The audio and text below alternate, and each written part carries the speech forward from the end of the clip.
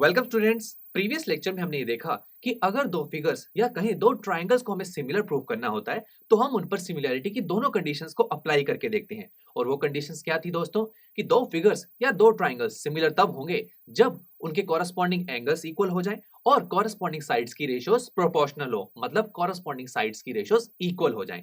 But in दोनों conditions को apply करने के लिए हमें बहुत सारी कैलकुलेशंस करनी पड़ जाती हैं। तो हमारी इस प्रॉब्लम को सोल्व करने के लिए थेल्स, जो कि बड़े ही फेमस मैथमेटिशियन थे, उन्होंने ट्रायंगल्स की सिमिलैरिटी से रिलेटेड और रिसर्च की और उन्होंने ये देखा कि अगर किन्हीं दो ट्रायंगल्स के कॉरस्पॉन्डिंग एंगल्स इक्वल हो जाते हैं, यानी कि अगर फर्स्ट कंडीशन उन पर सेटिस्फाई हो जाती है, तो उन दोनों ट्रायंगल्स की कॉरस्पॉन्डिंग साइड्स की रेशियोज हमेशा सेम आती हैं। तो मतलब सेकंड कंडीशन फिर हमेशा सेटिस्फाई हो जाती है।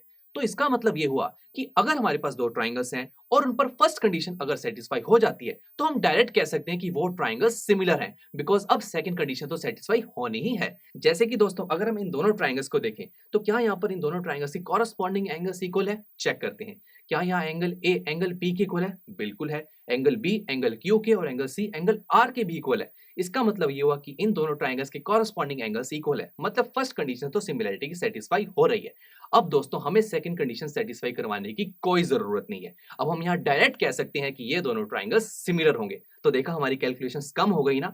अब दोस्तों यहाँ पर जो सिमिलरिटी का हम क्राइटेरिया यूज कर रहे हैं ना, इसे हम नाम दिया गया और वो है ए यानी कि angle angle angle criteria. Because दोस्तों यहाँ पर हम बोल रहे हैं कि triangle ABC similar to triangle PQR. किस बेसिस पर बोल रहे हैं? बिकॉज हम यहाँ पर इन दोनों ट्राइंगल्स के सिर्फ कॉरस्पॉन्डिंग एंगल्स को देखकर बोल रहे हैं, तभी इस क्राइटेरिया का नाम दिया गया ए यानी कि एंगल एंगल एंगल क्राइटेरिया। अब दोस्तों कई बार हमें दो ट्रायंगल्स ऐसे दे दिए जाते हैं जहां हमें एंगल्स ना पता हो, जहां हमें उनकी साइड्स पता हो, फिर हम कैसे पता लगाएंगे कि वो सिमिलर हैं या नहीं?